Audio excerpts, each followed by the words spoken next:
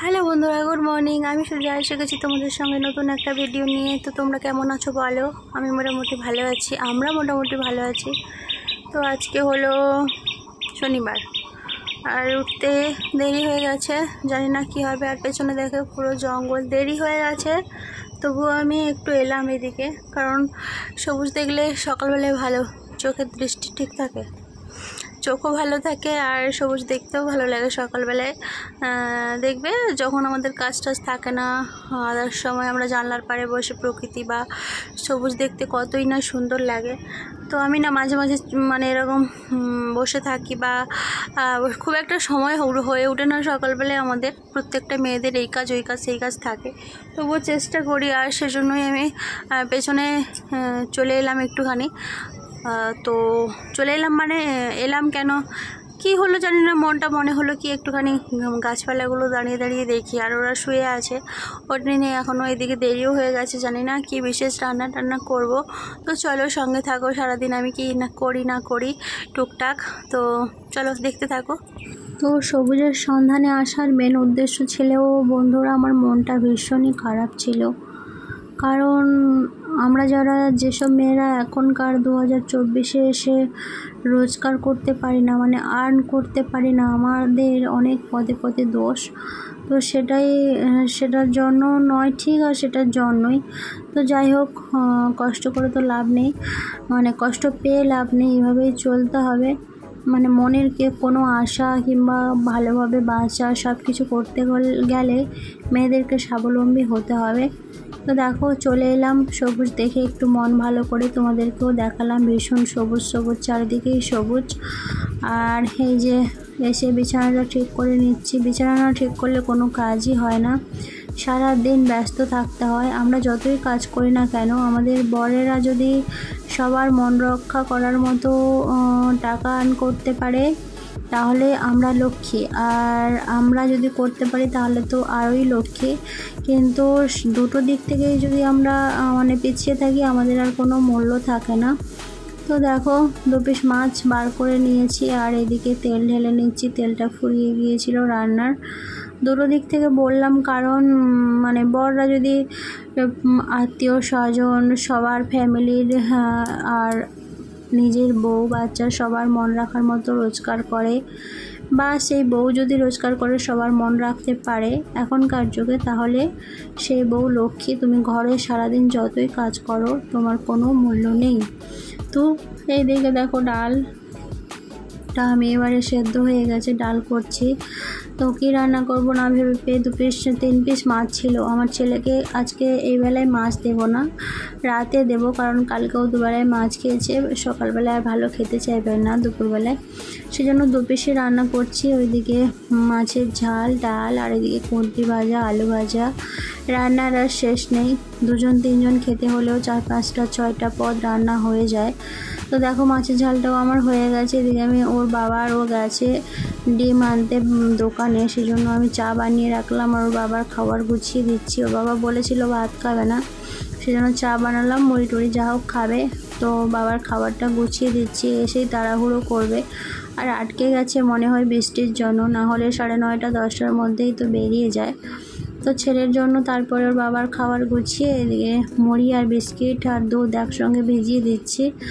আর ও এলেও খাইয়ে দেবো, কারণ অনেকটা বেলা হয়ে গেছে। তারপর কাচাকুচি করব বলে জামা কাপড়গুলো আমি নামিয়ে নিচ্ছি, যেগুলো বালতিতে ছিল সার্ফ দিয়ে এবারে ভিজিয়ে দেবো। আর এদিকে ঘরটাও মুছতে হবে।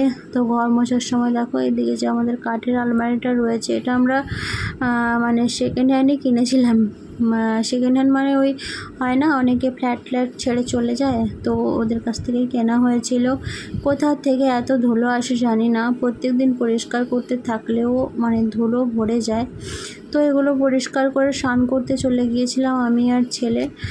এগুলো পরিষ্কার করে জামা কাপড় মিলে সমস্ত কাজ, সকালে বাসন টাসন যা পড়েছিল করে ছেলেকে নিয়ে স্নান করে এসে ওই দেখো ছেলের গাটা মুছিয়ে দিচ্ছি। আর ও ঢং করছে যে আমি ফোনটা অন করে দিচ্ছি, বলছে আমি বউ হব। তো তো ওকে আমি গামছা দিয়ে একটু বউ সাজিয়ে দিলাম, তারপরে গাটা মুছিয়ে দিচ্ছি, কারণ পুজো দিতে হবে। এবার পুজো দেওয়া হয়নি, তো তারপরে একটুখানি ঠাকুরকে পুজো দিয়ে দিলাম, জল তুলসী নকুলদানা, যেমন করে আমার একটা ঘরের মধ্যেই তো ঠাকুর রাখা আছে। অনেক ইচ্ছে হয় জানো তো যে একটা ঠাকুর ঘর হবে, ভালো করে বসে পুজো দেব। আমার শিব, আমি আগে শিবের সোমবার করতাম ছেলে হওয়ার আগে, এখন ও ছোট বলে করি না, করব।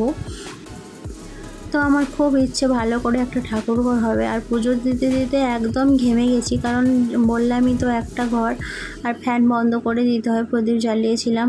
তো চটপট করে পুজোটা দিয়ে আবার ছেলেকে ভাত খাওয়াবো বলে চলে গেলাম ডিম ভাজতে, যেহেতু ডাল আর আলু ভাজাও খাবে, কুঁদরি ভাজা খাবে না, সেই জন্য ওর জন্য একটা ডিম ভেজে নিচ্ছি। দিয়ে গ্লাসের মধ্যে জল, হাতা সব থালা টালা ধুয়ে নিলাম, গ্লাসে জলও ঢেলে নিচ্ছি।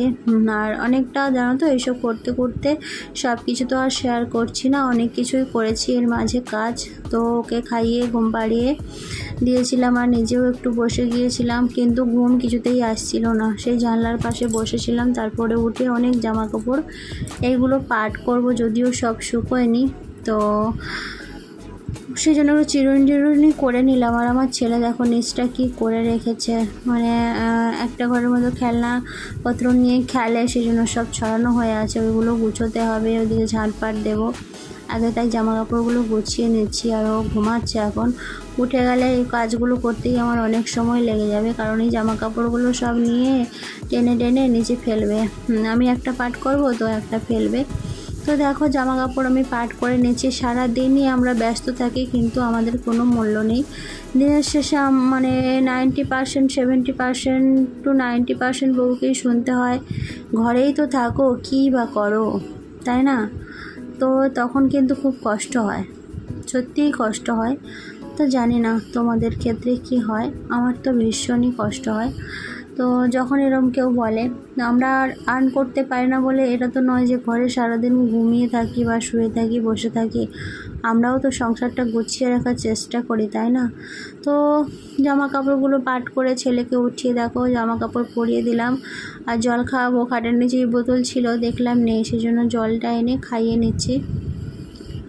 অনেকক্ষণ জল খায়নি তো, ওর ঘুমিয়েছিল, সেই জন্য একটু জল খাইয়ে দিলাম। তো ও সকালবেলা আমি গ্লাসে করেই খাওয়াই, বিকেলবেলায় বলে আমি এরকম বোতলে খাইয়ে দিচ্ছি। তারপরে সন্ধে টন্ধে দিয়েছি, আর যা যা কাজ ছিল করে ওকে নিয়ে গেলাম একটু রাস্তার দিকে ঘুরতে, মানে না হলে তো সারাদিন বোরিং হয়ে যায়, একটু ঘুরিয়ে আনি। তো সেই জন্য সন্ধেও হয়ে গেছে, চলে আসলাম আবার ঘরে, এসে একটু চা বানিয়ে নিলাম, আর চায়ের সঙ্গে টোস্ট বিস্কিট এই যে খাবো। খেয়ে ছেলেকেও ভিজিয়ে দিচ্ছিলাম, কিন্তু খায়নি। চাও ও 2.5 বছর হয়েছে, খাওয়াও ভালো নয়, আরও খায়ও নি। আমি খেলাম চা আর বিস্কিট। তো রান্না হবে রাতের রান্না কি হবে এখনও ডিসাইড করা হয়নি। তো আগে চাটাই খেয়ে নিই, চাটা এনজয় করে তাই খাচ্ছিলাম। তারপরে ছেলেকে বললাম, সোনা একটু পড়তে বসবি আয়। ও এখনও লিখতে পারে না, কিন্তু ওই বইগুলো মোটামুটি সব শেষ মানে কি ABC ওয়ার ছড়া টড়া সবই জানে, কিন্তু খেয়াল খুশি হলে বলে। আর আসছিল না, ও ওর মতো খেলা করছিল, তাই আমার ভীষণ হাসি পাচ্ছিল। আমি পেন্সিল খাতা নিয়ে বসে আছি, ওর মতো নিচে খেলা করে যাচ্ছে দাঁড়িয়ে দাঁড়িয়ে। তারপরে দেখো ভাত বসিয়ে দিয়েছি, ভাতের মধ্যে পটল আর আলু দিয়েছি, ওই বেলার ডাল আছে, ওইটা দিয়ে আমি খেয়ে নেব। আমার জন্য আর কিছু করবো না, ডাল আলু পটল সাথে দিয়েই খাবো। আর ছেলের জন্য ওই বেলা তো মাছ দিইনি, 1 পিস মাছ ছিল, ওটারই ঝোল করে নিলাম। তো আমি রান্না করছি, এসে আমার কোলে ওঠার জন্য বায়না করছিল, সেই জন্য ওকে কোলে নিয়ে একটুখানি খেলা করছিলাম রান্না করতে করতে। তো এটাই করছিলাম মা আর ছেলে। আর ও তো আর কার কাছে যাবে, তাই না? আমার কাছেই তো ওর সব। তারপরে ভীষণ নোংরা হয়ে গিয়েছিল গ্যাস ট্যাসগুলো, সেটাই এখন পরিষ্কার করে দিচ্ছি, কেন এটা না পরিষ্কার করলে সকালবেলায় দেখলেই আমার বিরক্ত হয়, গ্যাসটা না পরিষ্কার থাকলে। ওইদিকে ওগুলো সব পরিষ্কার করে ছোলা আর একটুখানি বাদাম ভিজিয়ে দেবো সকালের জন্য। তো ছোলা বাদামটা ভেজাবো, কারণ সকালবেলায় একটু করে মাঝে সাঝে ভিজিয়ে দিই, খাওয়াও ভালো, কিন্তু সব দিন ভেজাই না। আর এদিকে অনেক বাসন পড়েছে, আর এই লাল বালতিটা, এটাতে আমাদের রান্নার জল আনা হয়, 2 দিন হয়ে যায়, 1 দিন আনলে। তো এটাও মেজে নেব, কারণ অনেক বাসনও পড়েছে, আর এই বালতিটাও 2-4 দিন মাজা হয়নি, সেই জন্য বাসনগুলো মেজে নিচ্ছি। আর এই যে সমস্ত কাজ আমার হয়ে গেছে প্রায়, এই হলো ব্যাপার। আর মাজতে মাজতে একটু দেরিও হয়ে গেছে, ওইদিকে ছেলেকে খাওয়াতে হবে, এই চিন্তাটাও হচ্ছে। তো চলো দেখতে দেখতে কতই রাত হয়ে গেল, সারাদিন কাজ করতে করতে, কিন্তু কোনোই মূল্য নেই, তাই না? তো আমরা সারাদিন যতই কাজ করি, আমাদের এইভাবেই আমাদের এইভাবেই দিনের শেষে শুনতে হয় কী বা করে, ঘরেই তো থাকে, যেহেতু আমরা আর্ন করতে পারি না আর সবার মন জগিয়ে চলতে পারি না, তাই ভীষণই কষ্ট হয় মাঝে মাঝে। এই হলো আজকের ব্যাপার স্যাপার, একটাই কথা, হয় নিজেকে স্বাবলম্বী হতে হবে, নয় স্বামীকে, মানে যদি যার স্বামী সবার মন রক্ষা করার মতো রোজগার করতে পারবে, আগে যেটা বললাম এখনও সেটা বলছি, হ্যাঁ তোমরা দেখবে, আমি বলছি বলে আমি নয়, তোমরা নিজেরাই করবে, তাহলে তুমি লক্ষ্মী বউ হতে পারবে, না হলে কিন্তু তোমার কোনো মান সম্মান নেই, এটাই বাস্তবতা, এটাই সত্যি। তো তোমাদের ক্ষেত্রে কি জানি না আমি। তো চলো, ভিডিওটা অনেকটা হয়তো হয়ে গেছে, সেটা আমি পরে বুঝতে পারবো এডিট করার সময়। আজকের মতো এটুকুই, আমরা তো আর ভাইরাল নয় যে আমাদের ভিডিও 25 মিনিট 20 মিনিট হলে সবাই দেখবে। তো চলো আজকের মতো এটুকুই, টাটা, সবাই ভালো থেকো, সুস্থ থেকো, আসছি নতুন একটা ভিডিও নিয়ে তোমাদের সঙ্গে দেখা করতে, ওই যে আমার টাটা।